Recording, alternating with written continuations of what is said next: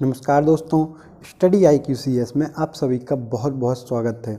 आज हम 3 जून से रिलेटेड इम्पोर्टेंट न्यूज़ों को प्रश्नों के माध्यम से कवर करेंगे। साथ में जितने भी इम्पोर्टेंट फैक्ट आएंगे उन सब फैक्टों को कवर करने की कोशिश भी करेंगे। तो चलिए वीडियो को शुरू करते हैं।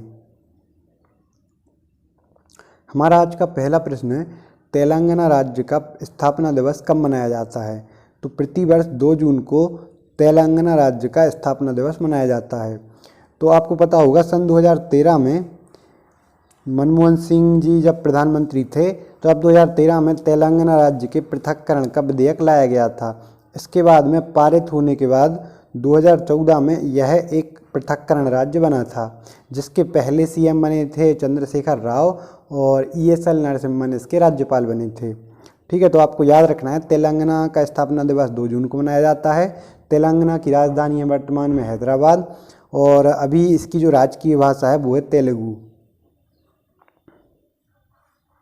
हमारा अगला प्रश्न है, चैंपियन प्लेटफॉर्म किसके द्वारा लॉन्च किया गया है? तो MSMEs को बढ़ावा देने के लिए प्रधानमंत्री नरेंद्र मोदी जी के द्वारा चैंपियन प्लेटफॉर्म लॉन्च किया गया है। MSME यानी कि सूक्ष्म लघु एवं मध्यम उद्योग, इनको बढ़ावा देने के लिए तथा ज़्यादा से ज़्यादा युवाओं को MSME के लिए आकर्षित करने के लिए नरेंद्र मोदी जी के द्वारा चैंपियन प्लेटफॉर्म लॉन्च किया गया है। तो आपको एक तो ये नाम याद रखना है, चैंपियन प्लेटफॉर्म, और इसे किसने लॉन्च किया है? प्रधानमंत्री नरेंद्र मोदी जी ने। और अभी वर्तमान में जो MSMEs हैं इनके केंद्रीय मंत्री कौन हैं? तो नितिन गडकरी जी वर्तमान में सूक्ष्म लघु एवं मध्यम उद्योग के मंत्री हैं। साथ में जो नितिन गडकरी हैं वो सड़क परिवहन एवं जहाजरानी के भी मंत्री हैं। हमारा अगला प्रश्न है, फोर्ब्स द्वारा जारी टॉप 100 भुगतान पाने वाले खिलाड़ियों में पहले स्थान पर कौन रहा है? तो अभी जो आपको जानकर हैरानी होगी कि जितनी क्रिकेट दुनिया में कितने देशों में खेला जाता है, कितनी सारी लीग आयोजित की जाती हैं और बहुत ही ज़्यादा क्रिकेट को लोगों के द्वारा पसंद किया जाता है। लेकिन जो फोर्ब्स के द्वारा सबसे ज़्यादा भुगतान पाने वाले खिलाड़ियों की टॉप 100 की सूची जारी की गई है, उसमें मात्र एक क्रिकेटर हैं, वो भी कौन? विराट कोहली। ये 66वें स्थान पर हैं। और फेडरर रहे हैं टॉप 100 में पहले स्थान पर, रोनाल्डो रहे हैं दूसरे स्थान पर, नेमार रहे हैं ये चौथे स्थान पर और विराट कोहली रहे हैं 66वें स्थान पर। ठीक है, तो विराट कोहली की आपको बर्थ भी याद रखनी है, 24 मिलियन अमेरिकी डॉलर।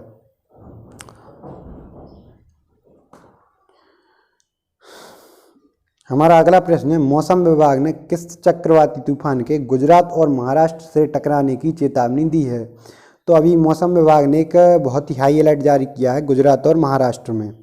वहाँ कौन सा चक्रवात टकराने की अभी आशंका है? तो अभी ये एक निसर्ग चक्रवात है, ये एक उष्णकटिबंधीय चक्रवात है। इसके महाराष्ट्र और गुजरात में टकराने से भीषण बारिश होने की संभावना है। साथ में जो आंधी आने की भी बहुत ज़्यादा आशंका है। तो अभी मौसम विभाग के द्वारा महाराष्ट्र और गुजरात में निसर्ग नामक चक्रवात के आने की चेतावनी दी गई है और ये 129 वर्षों में जून के माह में महाराष्ट्र से टकराने वाला पहला उष्णकटिबंधीय चक्रवात है। यानी कि 129 वर्षों से जून के माह में ऐसा चक्रवात महाराष्ट्र में नहीं टकराया है। तो आपको ये राज्यों के नाम याद रखने हैं, गुजरात और महाराष्ट्र, और इसमें कौन सा अभी वो आ रहा है? चक्रवात निसर्ग। और अभी 8 से 10 दिन पहले उड़ीसा और पश्चिम बंगाल में भी एक चक्रवात टकराया था। वो कौन सा चक्रवात था? अम्फन। और इसके द्वारा पश्चिम बंगाल और उड़ीसा में बहुत ज़्यादा जान एवं माल की हानि हुई थी। तो आपको ये नाम याद रखना है, अम्फन। वो आया था पश्चिम बंगाल और उड़ीसा में, और ये अभी निसर्ग जो चक्रवात है वो गुजरात और महाराष्ट्र से टकरा सकता है।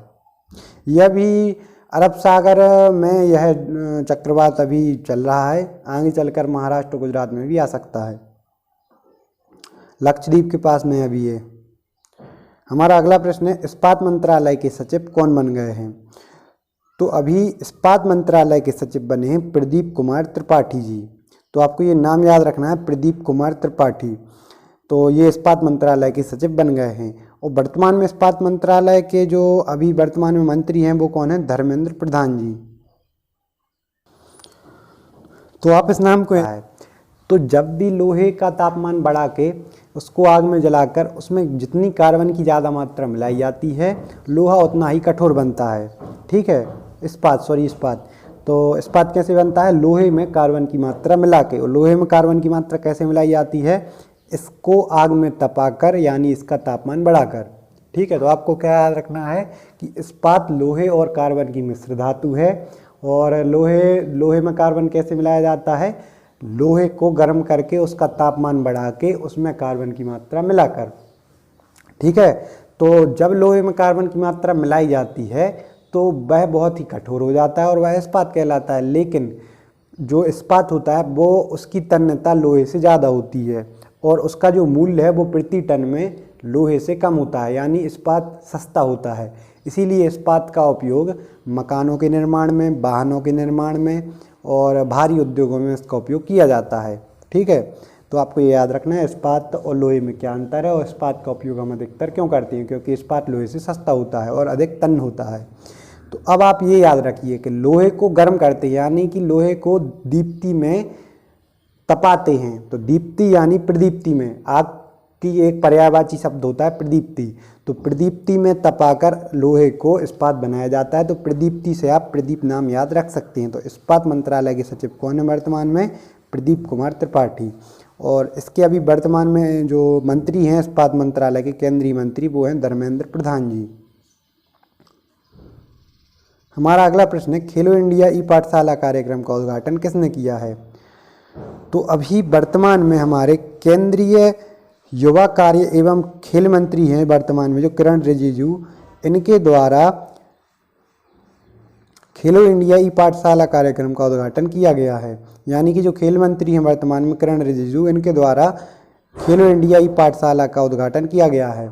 ये भारतीय खेल प्राधिकरण द्वारा इस कार्यक्रम की शुरुआत की गई है युवाओं में खेलों के प्रति उत्साह बढ़ाने के लिए। ठीक है, तो आपको याद रखना है खेलो इंडिया ई पाठशाला केंद्रीय युवा एवं खेल मामलों के मंत्री किरण रिजिजू के द्वारा इसका उद्घाटन किया गया है, इनके द्वारा, यानी इस प्रश्न का डी ऑप्शन सही है। साथ में आप जो ऑप्शन में अन्य जो मंत्री दिए रहते हैं उनके पद एवं नाम सही होते हैं, तो आप उनको जरूर इनका रिवीजन कर लिया करो या इनको देख लिया करो। जैसे ही वर्तमान में संस्कृति मामलों के राज्य मंत्री कौन है? प्रहलाद पटेल जी। तो देखिए, एक है प्रहलाद पटेल जी, एक है प्रहलाद जोशी। तो जो प्रहलाद पटेल जी हैं ये वर्तमान में संस्कृति मामलों के राज्य मंत्री हैं संस्कृति मंत्रालय के, और जो संसदीय कार्य एवं कोयला खान के केंद्रीय मंत्री है, ये हैं केंद्रीय मंत्री, वो कौन है? जोशी जी। ठीक है, तो और साथ में जो महिला एवं बाल विकास मंत्री कौन है? स्मृति ईरानी जी। हमारा अगला प्रश्न है, अंतरिक्ष यात्रियों को स्पेस में पहुंचाने वाली पहली निजी स्पेस कंपनी कौन सी बन गई है? तो अभी ऐसी कंपनी स्पेस एक्स बन गई है जो अंतरिक्ष यात्रियों को स्पेस में पहुंचा रही है। यह एक निजी कंपनी है। अब इससे पहले गवर्नमेंट स्पेस कंपनियों के द्वारा ऐसा किया जा चुका है, लेकिन निजी कंपनियों में स्पेस एक्स पहली कंपनी है। तो स्पेस एक्स का जो फॉल्कन 9 रॉकेट है, इसके ड्रैगन एक्स कैप्सूल से इसे लॉन्च किया गया था और जो 2 अंतरिक्ष यात्री हैं उन्हें इंटरनेशनल स्पेस स्टेशन पर पहुंचा दिया गया है। तो नासा और स्पेस एक्स ये साथ मिलकर कार्य कर रहे हैं। और जो ISS है यानी कि इंटरनेशनल स्पेस स्टेशन एक्स तो काम करती है मार्स के बारे में आपने सुना होगा, मंगल। ये मंगल पर कॉलोनाइजेशन की इसकी योजना है, यानी स्पेस एक्स मंगल पर ज़्यादा से ज़्यादा कॉलोनी बसाना चाहता है, यानी कि लोगों को वहाँ पर रह सकें मंगल ग्रह पर। इसके लिए ये स्पेस एक्स कार्य कर रहा है और उसका मंगल मिशन नासा के साथ मिलकर चल रहा है। साथ में ब्लू ऑरिजिन, ये ना तो वहाँ पर साइंटिफिक रिसर्च चाहती है, ना ही वहाँ पर कुछ हथियारों का बोल सकते हैं एक अनुसंधान चाहती, ना वो हथियार बनाना चाहती स्पेस के लिए, ना वो साइंटिफिक रिसर्च करना चाहती। वो तो सिर्फ जो पर्यटन बढ़ाना चाहती, मतलब अंतरिक्ष में पर्यटन बढ़ाना उद्देश्य है ब्लू ऑरिजिन का। और स्पेस एक्स का मुख्य कार्य है मार्स पर कॉलोनाइजेशन। ठीक है, तो ये वहाँ पर रहना चाहती है, लोगों को मतलब बसाना चाहती है स्पेस एक्स, और ब्लू ऑरिजिन वहाँ पर लोगों को घुमाना चाहती है अंतरिक्ष में, मार्स पर नहीं अंतरिक्ष में, यानी कि पर्यटन बढ़ाना चाहती है। हमारा अगला प्रश्न है, सी टैप किसने लॉन्च किया है? तो अभी जो WHO के प्रमुख हैं, इनके द्वारा सी-टैप को लॉन्च किया गया है।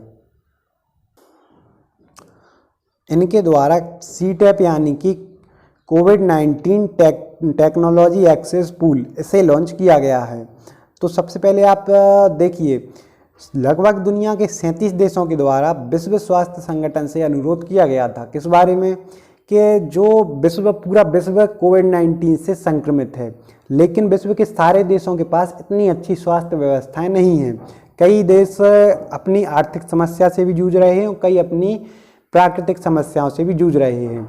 इसके लिए वो इतनी ज़्यादा स्वास्थ्य सेवाएं उनकी बेहतर ना होने के कारण इतनी ज़्यादा टेस्टिंग किट नहीं बना पा रहे हैं, ना ही टीके बना पा रहे हैं, ना ही इतनी आधुनिक दवाइयाँ बना पा रहे हैं और ना ही उनके उपकरण बना पा रहे हैं, वेंटिलेटर वगैरह।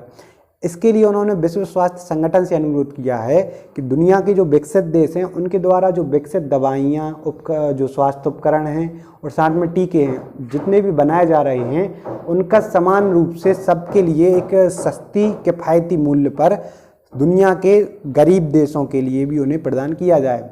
इसके लिए जो WHO है उसने सी-टैप को लॉन्च किया है। इसके द्वारा जो भी दुनिया के द्वारा विकसित दवाइयाँ, दुनिया के बेहतर देशों के द्वारा विकसित दवाइयाँ और बेहतर उपकरण बनाए जा रहे हैं, उन्हें एक किफ़ायती मूल्य पर, सस्ते मूल्य पर सभी देशों में उनका वितरण किया जाए। विश्व स्वास्थ्य संगठन का मुख्यालय कहाँ पे? जेनेवा, स्विट्जरलैंड में, और इसकी स्थापना हुई थी 7 अप्रैल 1948 में, इसलिए 7 अप्रैल को विश्व स्वास्थ्य दिवस भी मनाया जाता है। साथ में टेड्रोस अधनोम जी वर्तमान में इसके महानिदेशक हैं।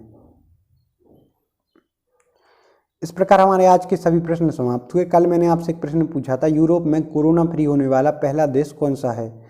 तो स्लोवेनिया यूरोप में कोरोना फ्री होने वाला पहला देश बन गया है, यानी इस प्रश्न का सी ऑप्शन सही है।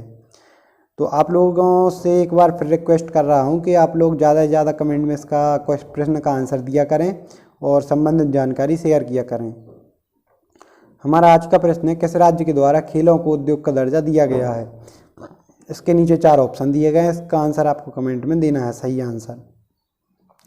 आप लोगों को वीडियो देखने के लिए बहुत बहुत धन्यवाद। अपना साथ इसी प्रकार बनाए रखें, चैनल को सब्सक्राइब जरूर करें।